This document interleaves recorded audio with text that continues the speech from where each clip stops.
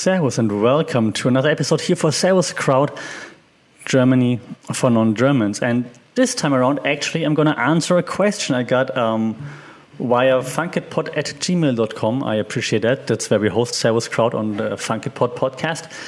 And the question was a nice one. I appreciate it. The question was, how are Germans being treated abroad? And since I've been living abroad for 10, 15, for a long time, more than 15 years I've been living abroad. I figured that's a fair question, and let me think about it. So I thought about it, and now I'm just going to answer the question. So I keep it short this week, and then we'll dive deeper into the cultural aspects again next week. But I appreciate that question, so thanks for this. And here's the answer. Depends, obviously. So right now I live in Thailand. Before I lived in Australia, I lived in Spain, I lived in Austria, if it counts as a different country. And Germans are being treated differently, of course. It mostly depends on, obviously, how you are as a person, but stereotypes are still present everywhere, I believe. So in some of the typical stereotypes that Germans face in Thailand, for example, is still lots of positive stereotypes. Like the classical one, Germans good at engineering, hardworking, honest. Those are usually the stereotypes that are very often associated with me being from Germany. And of course, the first things people say is in cars, BMW. Usually BMW comes first before Mercedes, and then Porsche. Then they mention beer, obviously, but everybody's disappointed I don't drink beer. And then probably football with Bayern Munich and the like. So the cliches. Oktoberfest. Lots of people know the Oktoberfest. Surprisingly, many people know the Oktoberfest also here in Thailand. But that's it. So those are the cliche stereotypes. And people don't really treat you any differently than other foreigners, I would think, here in Thailand at least. I'll come to that in a second when I talk about other expat experiences in other countries. But here in Thailand, I think it's also because, and I don't mean to be offensive, but the historical or the knowledge of history the knowledge of Western history isn't as great as it's somewhere else, which is good in some extent because then there are no annoying war jokes or no annoying Nazi jokes or anything. That also leads then to people in Thailand wearing Nazi symbols once in a while on t-shirts because they don't know any better. Maybe I should have a special episode on this, how the German history, German past is being perceived and talked about and discussed in different countries. That's actually kind of interesting. But at least they're usually no one calls you a Nazi here or anything like this, just because no one really thinks about it. Having that said, the nice thing, and I'm laughing now, the nice thing is that other nationalities seem to have offended Thai people way more over the past than Germans. So when you meet someone and you say that you're German, they're usually okay, yeah, cool. Luckily you're not, I'm sorry, French friends. Luckily you're not French or British. Probably just because there are so many more of them here. And then that's why if there's more from a certain type, then you have more interactions. And then, of course, you also have more people that are maybe not great. Just avoided getting cancelled. So usually there's no preconceived notion if you say that you're German in Thailand. However, of course, the other countries I lived in, everybody had preconceived notions about Germans.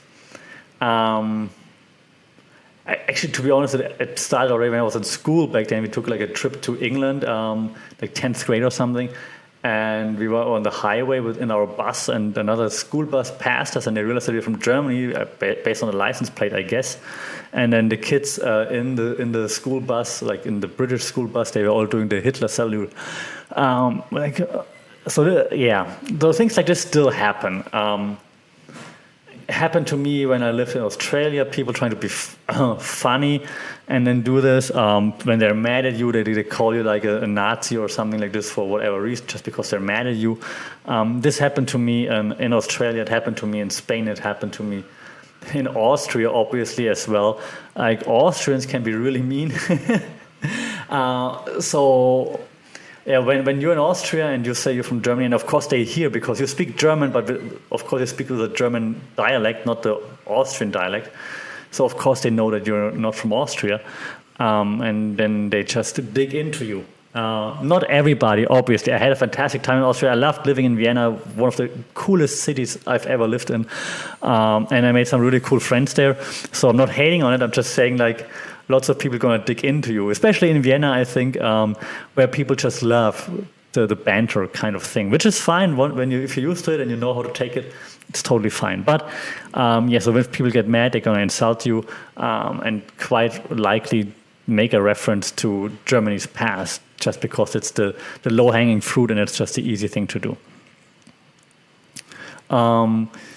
Similar thing happened in Spain, not as often though, but probably also because my experience about living in Spain and interacting with local audiences confined to the Canary Islands, where everybody is pretty chill anyway. So you really need to be a real prick to offend someone on the Canary Islands, I think. And you could offend the police rather easily, but it's a different podcast. But everybody else is rather chill there. Yeah, but if people know that you're German, especially then, it's usually the expats, though, that make those jokes, like jokes in quotation marks. So I've never had any trouble with any local, with anyone from Spain, actually. Never had any issues in Spanish, like they would call me out in Spanish, like insult me, like insult you like they insult their friends, yes, because it's a common thing in the Spanish language, but not like calling me a Nazi or something just because. So the people who did things like this would usually be expats who just get mad or or thought it's funny. And that's actually the only time when I also have those interactions in Thailand right now is with other expats who think it's funny to make those references, which obviously it is not. But again, low-hanging fruit, people are not always necessarily the smartest, especially if they're mad, then they do things like this.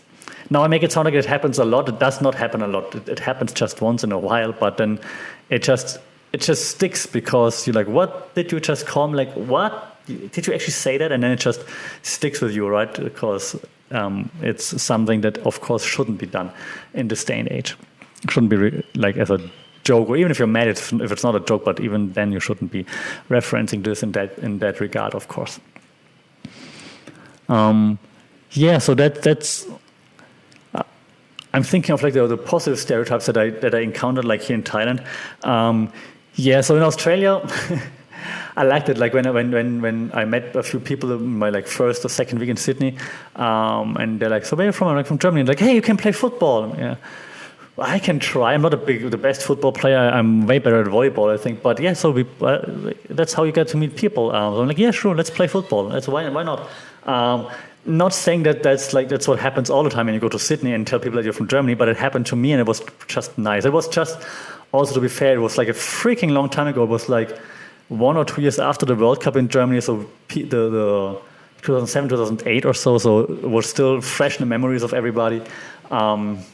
How friendly we were and how funny Germans can be. So there was just a good time to be abroad at that point in time.